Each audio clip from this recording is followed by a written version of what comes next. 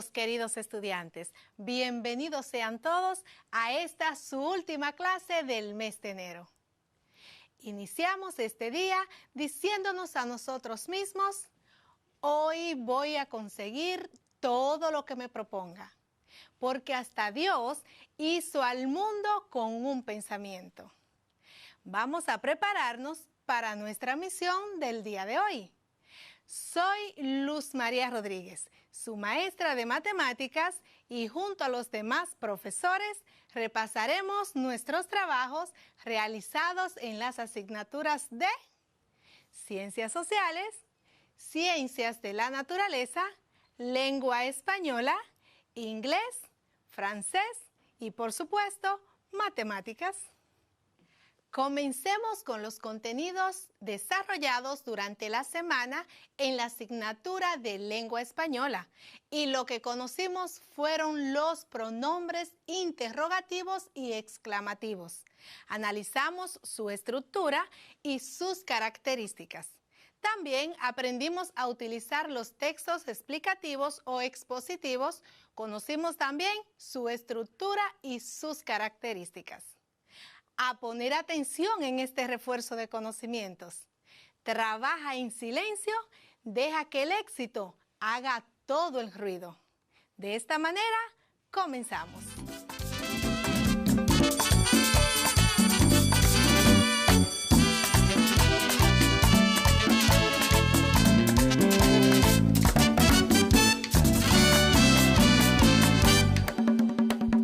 Saludos, mis queridos estudiantes.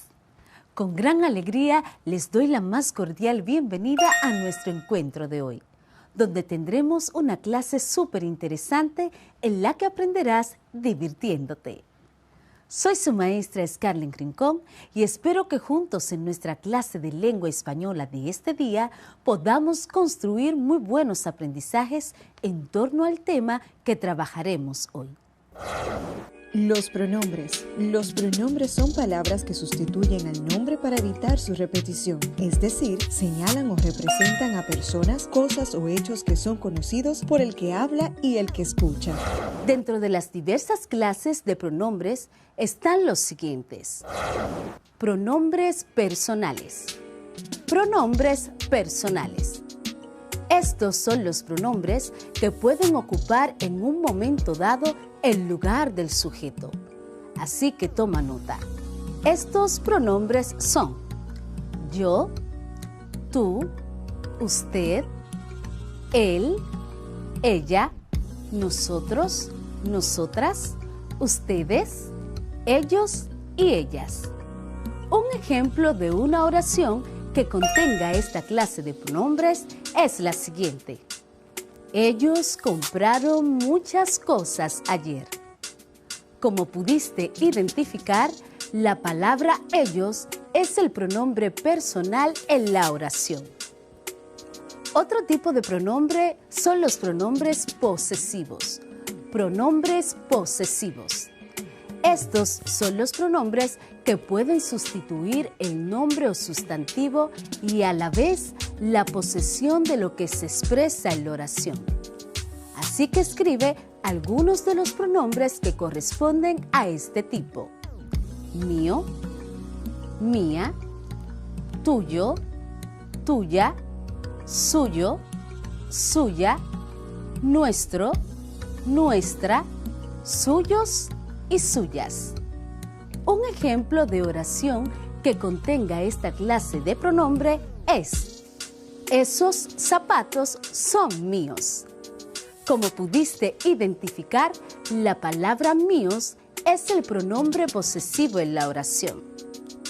También están los pronombres demostrativos.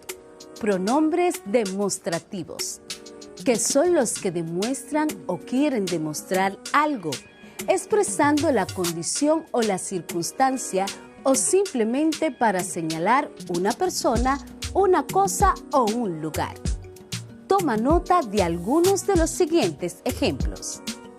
Aquí, acá, allí, ahí, allá, este, ese, aquel, estos, esos y aquellos. En la oración, aquel cuadro me encantó desde que lo vi. La palabra aquel es el pronombre demostrativo en la oración. Ya que le hemos dado una mirada general a algunos tipos de pronombres, ahora sí nos vamos a enfocar en los pronombres interrogativos y exclamativos. Los pronombres interrogativos son aquellos que hacen referencia a una entidad o sustituyen a un nombre con una intención interrogativa. Estos pronombres realizan un cuestionamiento en relación con el referente al cual señalan. El cuestionamiento puede tener distintas implicaciones o sentidos, según el pronombre del que se trate. Recordamos que los pronombres interrogativos son los siguientes. ¿Qué? Ejemplo, ¿qué comiste ayer?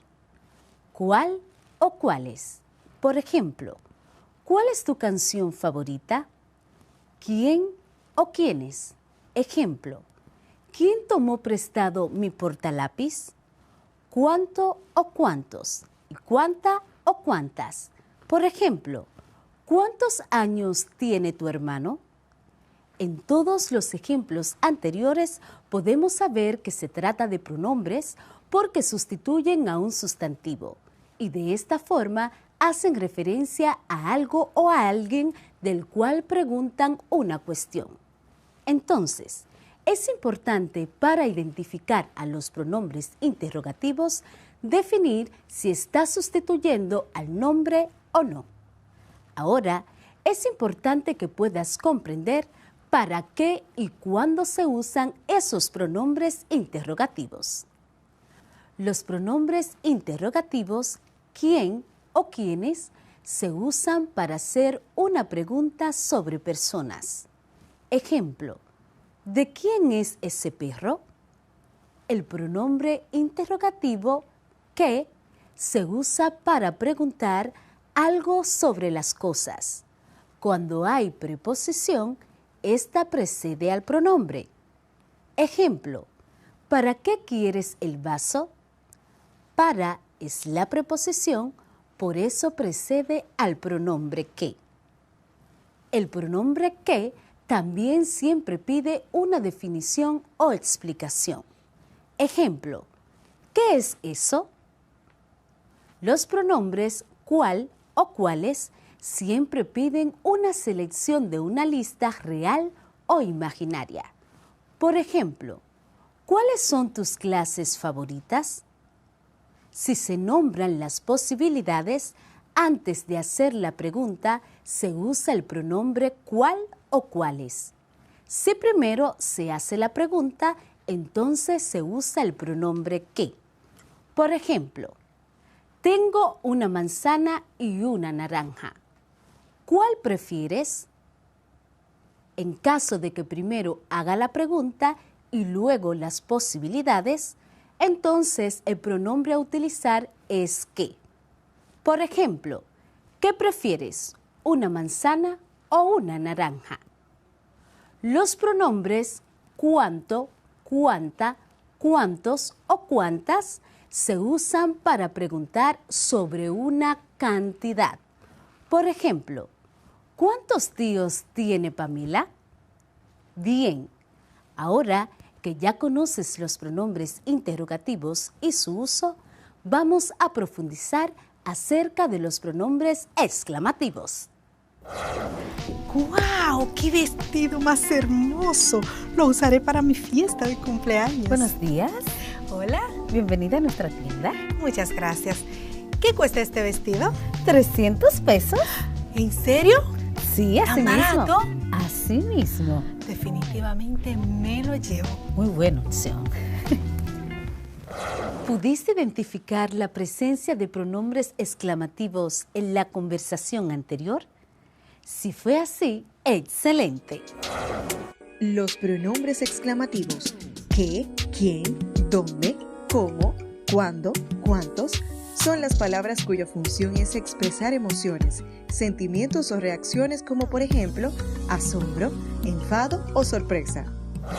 Las palabras que conforman los pronombres exclamativos son las mismas empleadas en los pronombres interrogativos.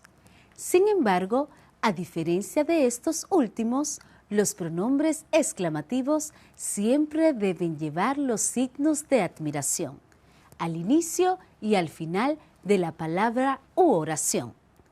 Al igual que los pronombres interrogativos, los exclamativos inician con letra mayúscula y siempre llevan tilde para que no sean confundidos con los pronombres relativos.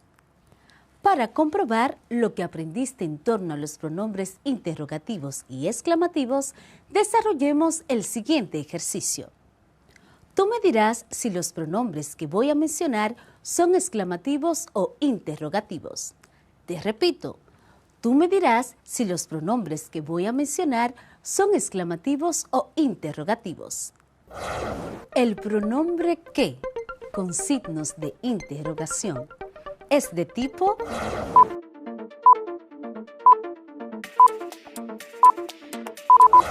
interrogativo. Muy bien. El pronombre que, con signos de admiración, ¿de qué tipo es?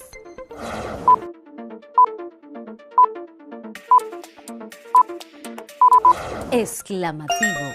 Excelente. El pronombre cuando, con signos de admiración, es de tipo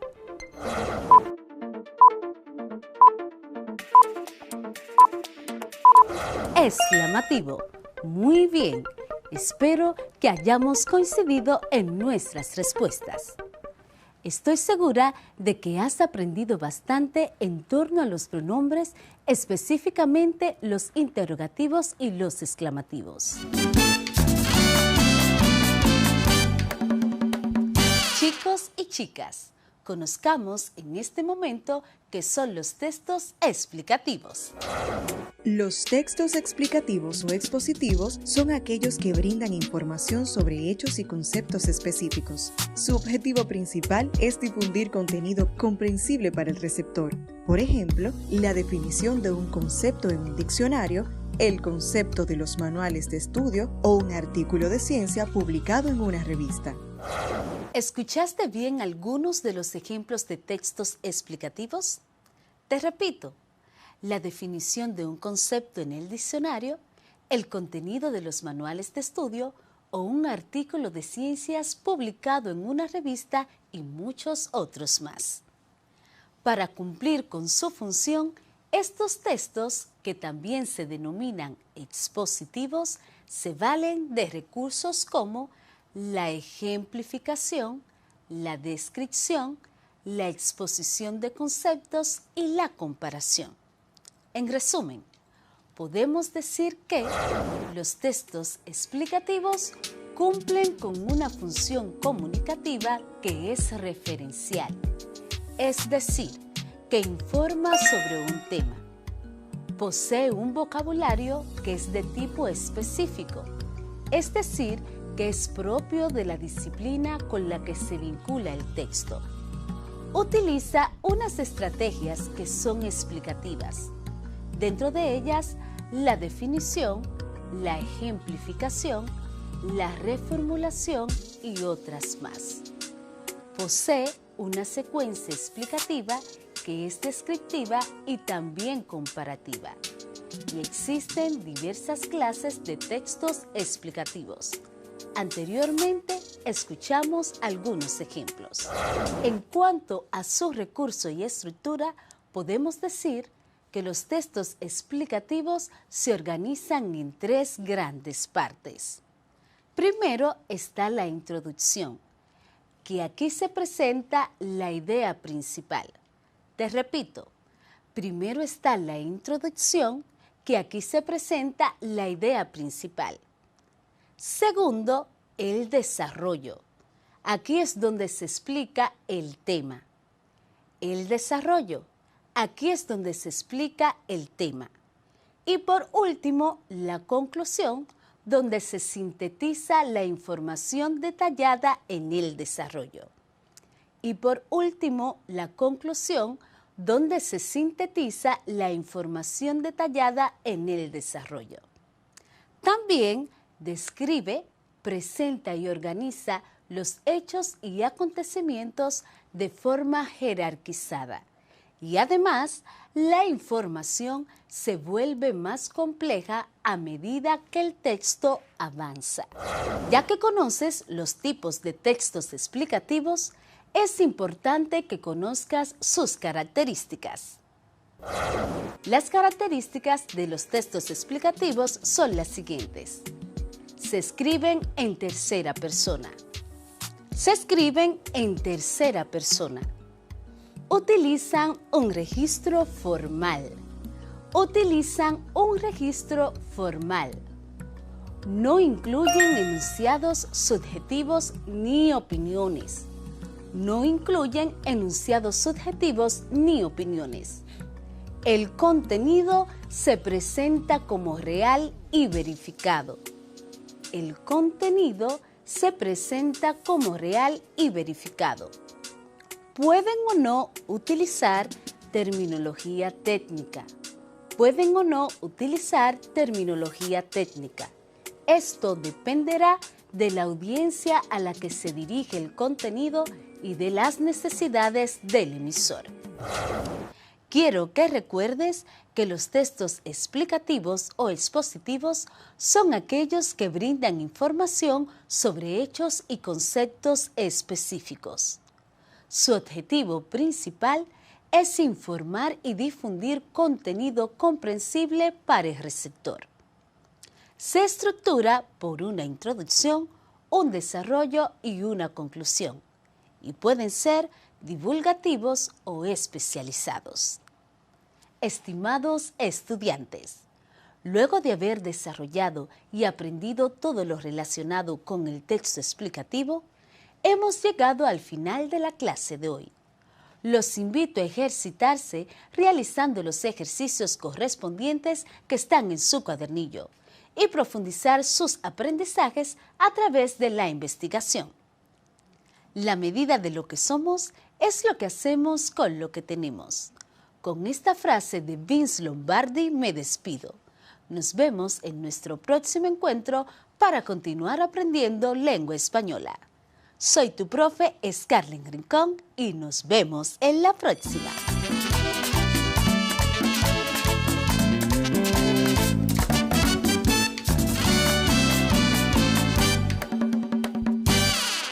Luego de conocer los pronombres interrogativos y exclamativos, así como los textos explicativos o expositivos, pasamos de las letras a los números y las formas. Repasamos con mi asignatura Matemáticas.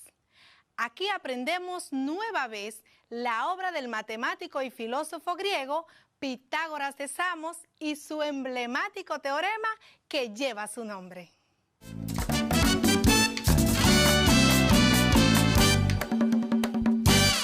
¿Alguna vez has volado una chichigua? Es interesante ver cómo se elevan las chichiguas a una gran altitud. ¿Sabías que se puede calcular la altura de una chichigua utilizando un concepto matemático conocido como teorema de Pitágoras? Para ver la aplicación del teorema de Pitágoras, solo debemos conocer la distancia del hilo y la distancia que hay entre el punto exacto del suelo sobre el que vuela la chichigua y tú. Aplicando el teorema de Pitágoras, podemos calcular la altura exacta de dicha chichigua. ¿Quisieras seguir aprendiendo más sobre lo que es el famoso teorema de Pitágoras?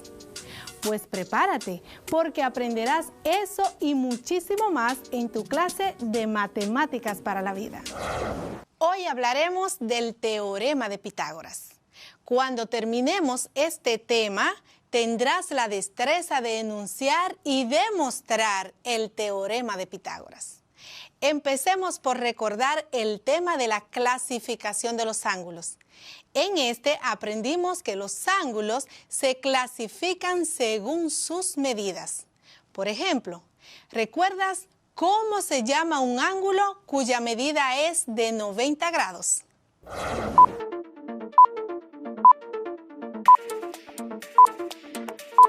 ángulo recto. Excelente. Este ángulo recto posee dos segmentos unidos en un vértice y sus dos líneas quedarían como si fueran las manecillas de un reloj, una apuntando al 3 y la otra apuntando al 12. Así se vería un ángulo recto, es decir, un ángulo de 90 grados. Y como repasamos hoy, las rectas perpendiculares también forman ángulos rectos, es decir, ángulos de 90 grados.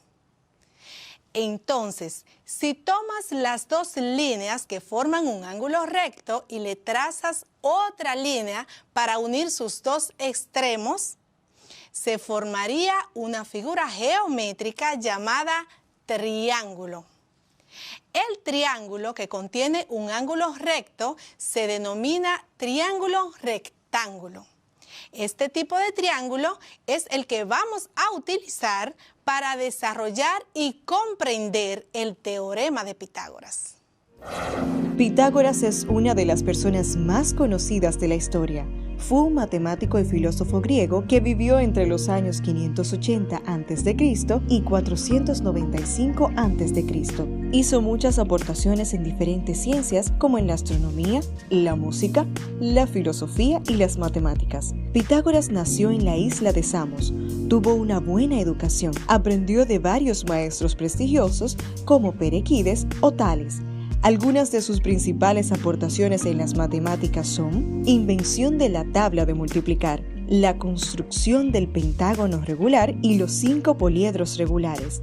Descubrió la existencia de los números irracionales. En el año 535 a.C. viajó a Egipto, donde se acercó a la geometría, lo que le validó para formular el conocido teorema de Pitágoras para calcular los lados de un triángulo rectángulo.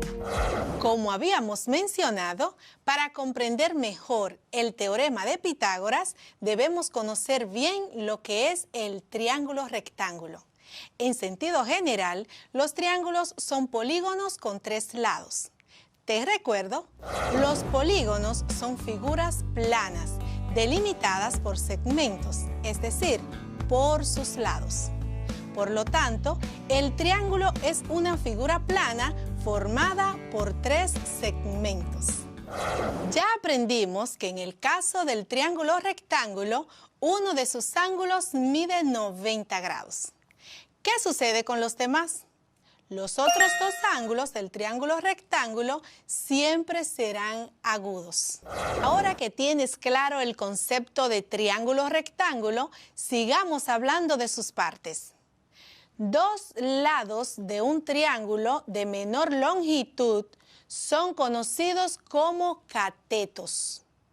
Los catetos son los 2 lados de menor longitud del triángulo rectángulo. Te voy a repetir. Los catetos son los lados de menor longitud del triángulo rectángulo, mientras que el lado de mayor longitud es conocido como hipotenusa. La hipotenusa es el lado de mayor longitud del triángulo rectángulo. Y te voy a repetir. La hipotenusa es el lado de mayor longitud del triángulo rectángulo. Por estas definiciones podemos asegurar que los triángulos rectángulos poseen las siguientes propiedades. Número 1.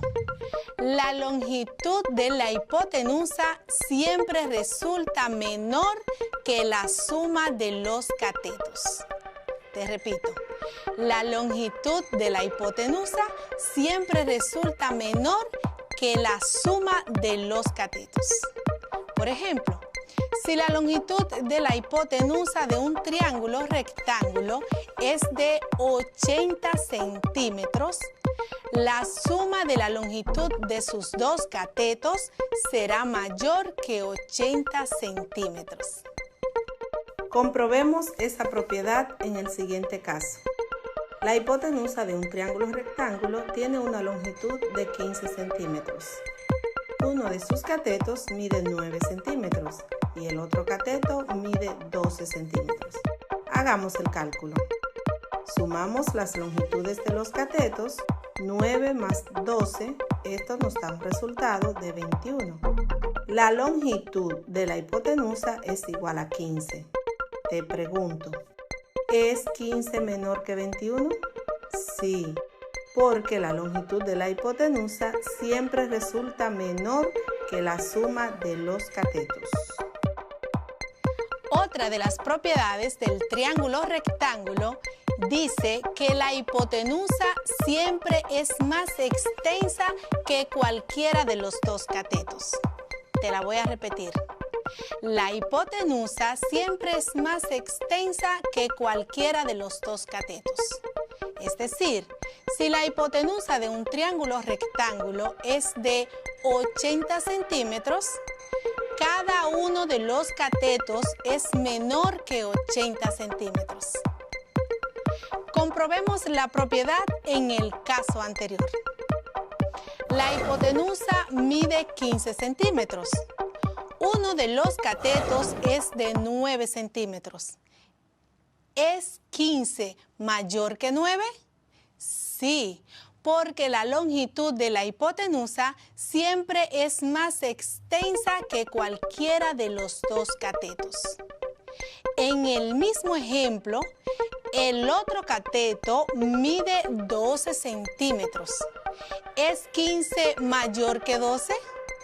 Sí, porque la longitud de la hipotenusa siempre es más extensa que cualquiera de los dos catetos.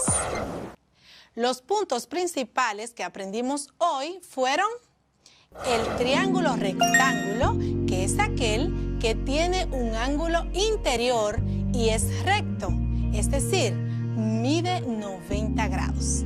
Los otros dos ángulos del triángulo rectángulo siempre serán agudos, es decir, que serán menores de 90 grados.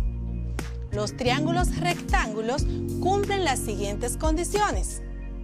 La longitud de la hipotenusa siempre resulta menor que la suma de los catetos. La hipotenusa siempre es más extensa que cualquiera de los dos catetos. Y por supuesto, también se cumple el teorema de Pitágoras, el cual señala que el cuadrado de la hipotenusa es igual a la suma de los cuadrados de los catetos. En la próxima clase aprenderás a comprobar el teorema de Pitágoras, así como encontrar el valor de la hipotenusa de cualquier triángulo rectángulo. Hemos concluido por el día de hoy. Como siempre, agradecida de ti por estar pendiente a la clase. Se despide de ti tu profe Luz con la siguiente frase. Quien se transforma a sí mismo, transforma al mundo. Esto lo dijo Dalai Lama. Te deseo un feliz y bendecido resto del día. Hasta una próxima vez.